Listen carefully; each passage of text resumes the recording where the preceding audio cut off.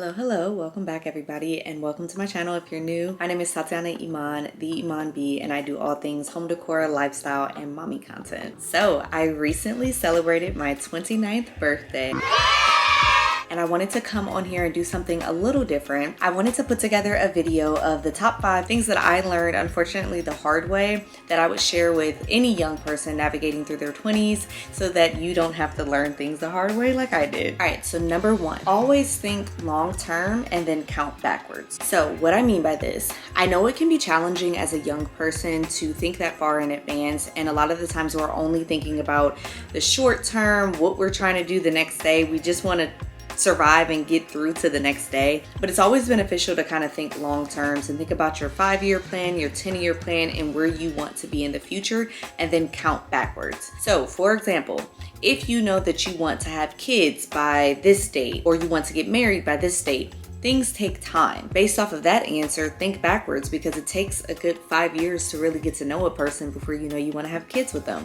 And then from there, it's kind of like, okay, at this point, at this age, I need to start taking things seriously. I need to start taking my dating life seriously. I need to get out of these streets and kind of, be a little bit more serious and think about things that way. Along those same lines, something else that we're not always thinking about when we're young is our finances and saving and investing. In today's economy, a lot of the times as young people in their 20s, I feel like we get peer pressured to make big purchases early on, such as buying a car, buying a house, these big expenditures that if you're not ready for it and if you're not ready to incur the maintenance on these things, then don't feel pressured to do it. There's nothing wrong with renting and leasing if that's what you can afford at that time, but you should always be thinking long term. So what is this gonna look like in the next 5 years, in the next 10 years? Do I wanna have these loans out? If you're in school and you have student loan debt, how much debt do you have? And always be thinking about the future and what that's gonna look like for me in the next 10 years. Second thing, have a relationship with yourself first. I know it's been kind of a trend going around on social media. It's been a trend for a while, romanticizing your life, dating yourself, but these things really do have some validity to it. It's always best to get to know yourself first before you put yourself in any relationship with somebody else. What happens if you don't know yourself good enough? You're gonna end up falling for anything and everything and losing yourself in these other relationships. Learn yourself. Learn what you like and what you don't like. Take yourself on dates, try new things, spend quality time with yourself and alone time. It's really good to build a relationship with yourself and love yourself so that you're not searching for that love in something else or someone else. If you don't stand for anything, you will fall for everything. And so you need to find out what that looks like for you. What do you stand on? What are your beliefs? What are your morals? What are things that are an absolute no and an absolute yes? You have to discover that for yourself first before you involve yourself with anybody else. Number 3, and this one is an interesting one for me. This is something that I just kind of came to the conclusion of for myself as I've gotten older. With makeup, less is more. This is a little controversial because I know that we're all into our makeup era and it's always fun to learn how to do your makeup, learn how to do your hair and the various different hairstyles. This is something that I've grown into as I've kind of matured and just gone through the different looks that I've played with. But honey, sometimes less is more and natural beauty is always in. So things come and go. Things come like waves. I've been seeing a lot lately that 90s makeup is back in, the no makeup look, the way that women looked in the 90s, I want to say in early 2000s, where it was just a lot more natural. We've gone through these different waves and era, the BBL, the plastic surgery, the nose jobs, the thick arch eyebrows, the no eyebrows, the thin pencil ones. We've gone through so many different looks, and especially when it comes to hair as well. And don't get me started on some of these hair trends, the lace wigs and the frontals and all of this stuff. Now we're back on the natural wave, and I just want to tell anybody in their young 20s that natural is always in. And I am all for the natural look when it comes to the lashes. I'm all for the natural hair, the natural skin, and really focusing on having healthy skin, healthy hair, healthy nails. I am just all for being healthy. There's nothing wrong with doing those things. I think it just depends on where it's coming from in your heart. A lot of the times you see a lot of girls playing with these different looks because they're not comfortable and confident in their natural skin. And I think that's where it gets a little tricky. If you're trying to create a different you because you're not comfortable with what you naturally look like, that's where it's an issue. Take time to really get to know your natural beauty. Stare at yourself in a mirror, you know? Look at yourself natural. Look at yourself when you're naked. Things like that. Learn to love your natural body because your body is all that you have. Your body is your body. Love what you look like without makeup on. Love what you look like in the morning. Love what you look like when you are all done up. Love yourself. Love yourself. That is like something that I did not do in my early 20s, okay? Love yourself. Number 4, and this one is hard. Forgive people. This is extremely hard. It's easier said than done. A lot of times we think that we've forgiven somebody until we get triggered, and then we realize that we really haven't forgiven whatever experience or situation that we thought we did. The best advice I can give for this is to get a journal, write things down, talk to God, be honest with him. Let him know what hurt you. Let him know what emotions you're experiencing.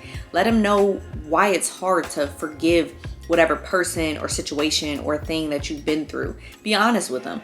Ask him to help you navigate through these situations and to help you heal. Then comes the hard part. You have to do what he tells you to do. So if that means taking the first step, being the bigger person, reaching out to said person, initiating that conversation, you have to do that piece, and that's incredibly difficult for a lot of people. Sometimes God will use you to be the light for other people or the example, so you have to listen to what he's telling you to do. Sometimes you need to leave your pride at God's feet, and what this looks like is sometimes going back and reviewing the notes that you might have took and asking the same question over and over again with God.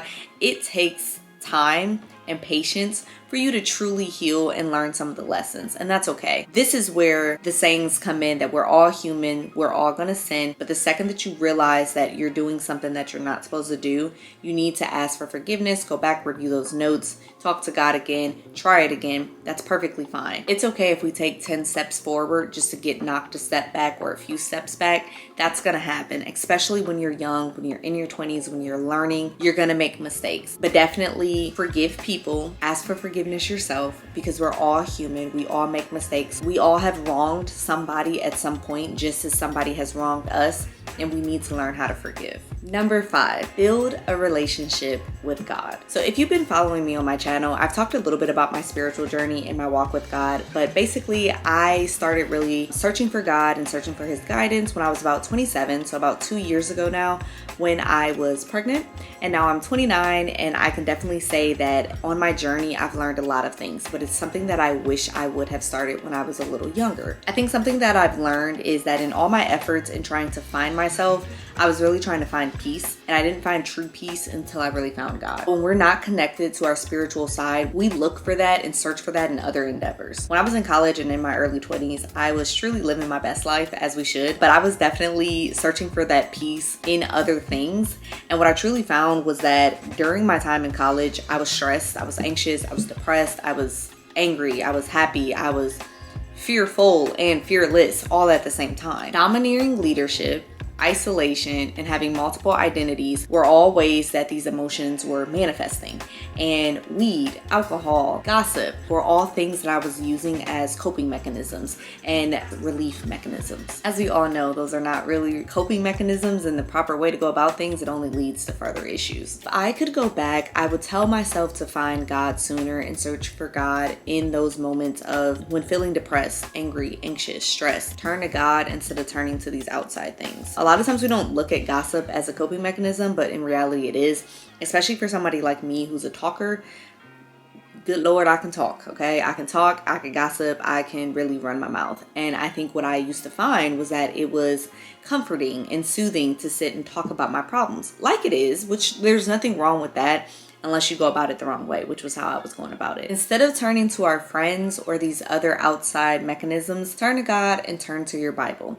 Trust me when I say that we're not reinventing the wheel here. There's nothing that you go through as a teenager and as an early adult that God hasn't already seen. I guarantee you there's a lesson for it in the Bible somewhere. All right, so that is it for my video today. Thank you all for listening to me, and I hope that you were able to take away a little bit of advice from this. Again, if you are in your early 20s and if you are just trying to navigate through life and in survival mode, trying to figure some things out. I hope that this can offer you some level of peace and some level of advice, and I wish you nothing but the best. If you haven't already, please like and subscribe to my channel, and let me know in the comments if you want more videos like this, things that I've learned as being a first-time mother, things that I've learned as being a wife.